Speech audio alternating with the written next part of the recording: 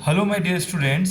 आज हम लोग क्लास 10 फिजिक्स का एक टॉपिक है जिसका नाम है इलेक्ट्रोमैग्नेटिक स्पेक्ट्रम। इसको छोटे में हम लोग देखेंगे इस टॉपिक को, और यहाँ से हर साल एक क्वेश्चन या दो क्वेश्चन रहता है। तो आप लोग थोड़ा सा इस टॉपिक को अगर ध्यान देंगे तो ये टॉपिक आप लोग का एकदम बढ़िया से हो जाएगा। देखिए, तो इलेक्ट्रोमैग्नेटिक स्पेक्ट्रम में कौन कौन से रेज आते हैं। सबसे पहले आपका गामा रेज, फिर X rays, UV rays, visual light. इसको हमने कैसे अरेंज किया है, इंक्रीजिंग ऑर्डर ऑफ वेवलेंथ में अरेंज किया है। Gamma rays, X rays, UV rays, visual light, और है आपका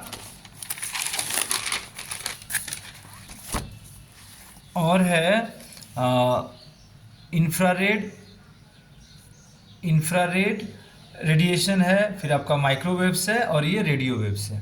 ठीक है, तो ये 7 वेव्स है। इसके बारे में हम लोग सबके प्रॉपर्टीज़ को देखेंगे। डिस्कवरर कौन था, वेवलेंथ रेंज क्या है, सोर्स क्या है, मेथड ऑफ डिटेक्शन क्या है इन सब रेज का, इनका यूजेस क्या है, और इसमें दो रेज का हम लोग क्या देखेंगे, स्पेक्ट्रम कैसे मिलता है। ठीक है, तो सबसे पहले हम लोग शुरुआत करेंगे गामा रेज के बारे में। देखिए, तो गामा रेज जो है इसकी डिस्कवरी किसने की थी, बैकरल एंड क्यूरी ने। और इसका जो वेवलेंथ होता है ये 0.1 एंगस्ट्रॉम से कम होता है, लेस देन 0.1 एंगस्ट्रॉम। अगर आपको नैनोमीटर में चाहिए तो इसको अगर नैनोमीटर में चाहिए तो आप क्या कीजिए, इसको 10 से डिवाइड कर दीजिए, तो नैनोमीटर में क्या होगा, 0.01 नैनोमीटर। ठीक है, और इसका सोर्स क्या है, देखिए गामा रे जो होता है ये रेडियो एक्टिव सब्सटेंस से मिलता है, पता है, अल्फा बीटा और गामा तीनों। तो गामा रेज का सोर्स क्या हुआ, nucleus of radio active atom. इसका डिटेक्शन कैसे हुआ था, इसका डिटेक्शन हुआ था आपका इसका क्या है, पेनिट्रेटिंग पावर बहुत हाई होता है गामा रेज का। देखिए, जिस भी वेव का एनर्जी कम है उसका पेनिट्रेटिंग पावर क्या होगा, हाई होगा। इसका पेनिट्रेटिंग पावर बहुत हाई होता है, किसका, गामा रेज का। उसके बाद आपका इसका यूजेस क्या है, इसका यूज है ये कैंसर सेल को किल करने में काम आता है। तो हम लोग क्या बोलेंगे, they are used to kill the cancer cells. ठीक है, यूज टू डिटेक्ट फ्लॉज और क्रैक्स इन मेटल में कोई फ्लॉज है या क्रैक्स है उसके लिए भी उसको डिटेक्ट करने के लिए भी इसका यूज होता है। न्यूक्लियस स्टडी में भी हम लोग इसका यूज करते हैं, क्योंकि ये न्यूक्लियस से ही निकलता है, इसीलिए इसका यूज न्यूक्लियस स्टडी में भी होता है। दूसरा है आपका एक्सरे। एक्सरे की डिस्कवरी किसने की थी, रॉन्जन, ROENTGEN। और इसका वेवलेंथ रेंज अगर हम लोग देखें तो 0.1 एंगस्ट्रॉम से 100 एंगस्ट्रॉम है। ठीक है, इसको अगर नैनोमीटर में चाहिए तो क्या होगा, 0.01 से 10 एंगस्ट्रॉम। अब ये जो है इसका सोर्स क्या है एक्सरे का, कोई भी हाईली एनर्जेटिक इलेक्ट्रॉन अगर कोई हेवी मेटल से स्टॉप होता है तब आपका एक्सरे प्रोड्यूस होता है। मतलब highly energetic electron if they are stopped by heavy metal then what happens, then x rays are produced. ठीक है, और इसका डिटेक्शन कैसे हुआ था, fluorescence production zinc sulphide screen. Zinc sulphide screen को इसने क्या किया था, अफेक्ट किया था, फ्लोरोसेंस प्रोड्यूस किया था, उससे इसकी डिस्कवरी हुई थी। उसके बाद इसका यूजेस क्या है, तो आप लोग भली भांति वाकिफ हैं कि एक्सरे का यूजेस क्या है। सबसे पहला यूज जो बच्चे जानते हैं कि एक्सरे का यूज होता है detection of fracture in bones, तो ये सबसे कॉमन यूज है। ठीक है, उसके बाद इसका यूज होता है आपका एटॉमिक क्रिस्टल्स का स्टडी करने के लिए भी इसका यूज होता है। ठीक है, थर्ड है आपका यूवी रे। इसकी डिस्कवरी किसने की थी, रिटर ने। और इसका वेवलेंथ रेंज क्या है, 100 एंगस्ट्रॉम से 4000 एंगस्ट्रॉम। इसको अगर नैनोमीटर में चाहिए तो आप इसको 10 से डिवाइड कीजिए, तो इसका अंदर 10 एंगस्ट्रॉम से 400 एंगस्ट्रॉम। इसका सोर्स क्या है, सनलाइट है, आपको पता है सनलाइट, आर्क, लैम्प और स्पार्क। ठीक है, और इसका डिटेक्शन कैसे हुआ था, इसने स्किन के कलर को ब्राउन या डार्क ब्राउन कर दिया था। मतलब अगर स्किन पे यूवी रेज पड़ता है तो स्किन का कलर क्या हो जाएगा, ब्राउन या डार्क ब्राउन। तो इसको हम लोग क्या कहते हैं, tanning of skin. It causes fluorescence, ये भी फ्लोरोसेंस कॉज करता है। ठीक है, क्योंकि इसका केमिकल एक्टिविटी बहुत हाई है, ठीक है।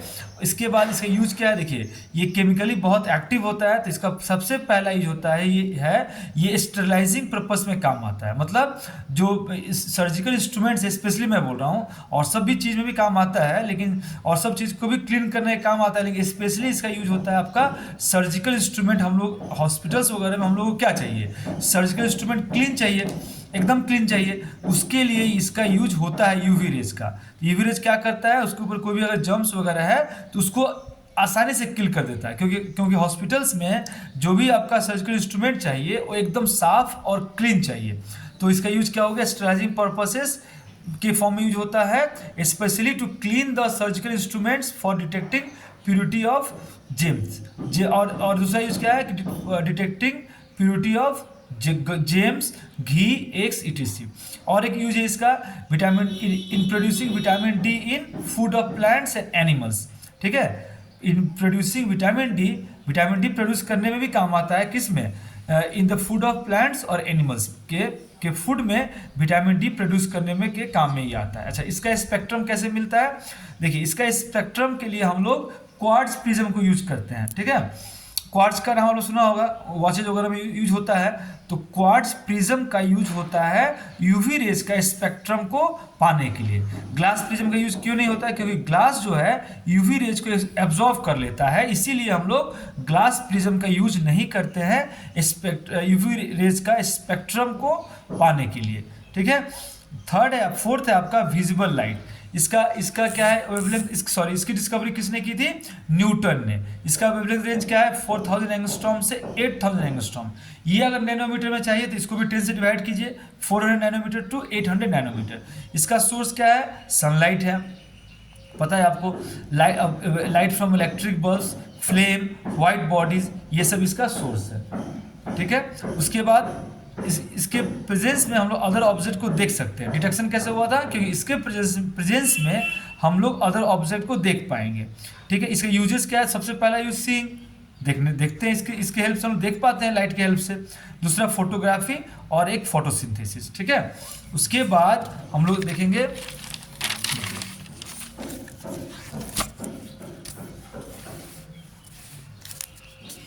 उसके बाद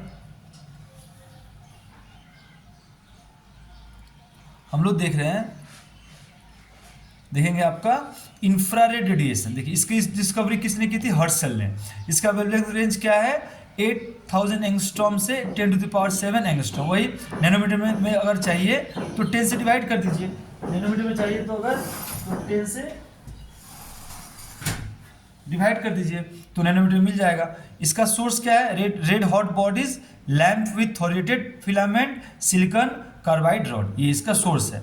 इसका डिटेक्शन कैसे हुआ था, देखिए इसका हीटिंग इफेक्ट बहुत ज़्यादा है, तो इसका डिटेक्शन हुआ था कि मरकरी जो है, mercury rises rapidly when a thermometer with the black and bulb is kept in this radiations. मतलब जो ब्लैक एंड बल्ब थर्मोमीटर है उसको जब हम लोगों ने इंफ्रारेड रेडिएशन में रखा था तो क्या हुआ था, मरकरी रैपिडली राइज हुआ था।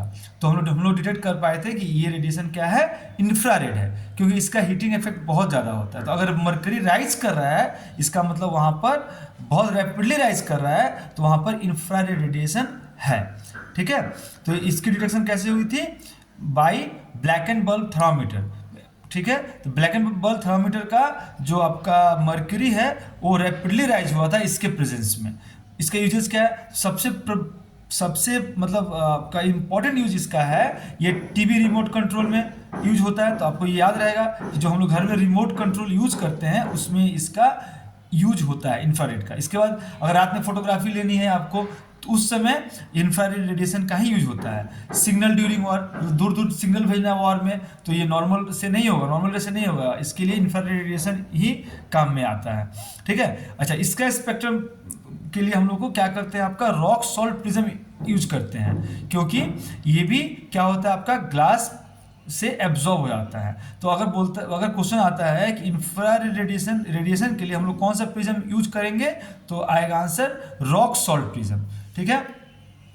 नेक्स्ट हम लोग का माइक्रोवेव्स की डिस्कवरी किसने की थी, हर्ट्ज ने। इसका वेवलेंथ रेंज क्या है, 10⁷ से 10⁻11 एंगस्ट्रॉम, ठीक है। नैनोमीटर में चाहिए तो फिर से 10 से डिवाइड कर दिया, 10⁶ से नैनोमीटर से 10^10 नैनोमीटर, ठीक है। इसका अगर इसका सोर्स क्या है, electronic device such as klystron tube. इसका डिटेक्शन कैसे हुआ था, ऑसिलेटरी इलेक्ट्रिक सर्किट से, ठीक है। इसका सबसे पहला यूज क्या है, आपने सुने हैं माइक्रोवेव आजकल यूज होता है, तो सबसे इंपॉर्टेंट यूज इसका है आपका ये माइक्रोवेव ओवन में यूज होता है, ठीक है। So use in microwave oven for cooking. उसके बाद कम्युनिकेशन इन रडार में भी इसका यूज होता है।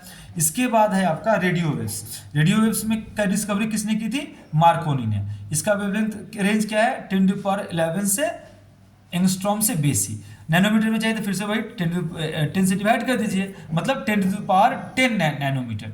इसका सोर्स क्या है, टीवी है रेडियो ट्रांसमीटर। इसका डिटेक्शन कैसे हुआ था, aerials of radio and TV receiver, ठीक है। उसके बाद इसका यूजेस क्या है, कम्युनिकेशन में यूज होता है, कम्युनिकेशन रेडियो टेलीविजन में यूज होता है, टेलीफोन लिंक्स में यूज होता है, रडार में यूज होता है, और स्काई वेव प्रोपगेशन में यूज होता है, ठीक है। अगर इसका आपको ट्रिक याद करना है कि कैसे ट्रिक है इसका, तो इसका ट्रिक ऐसे याद करिएगा।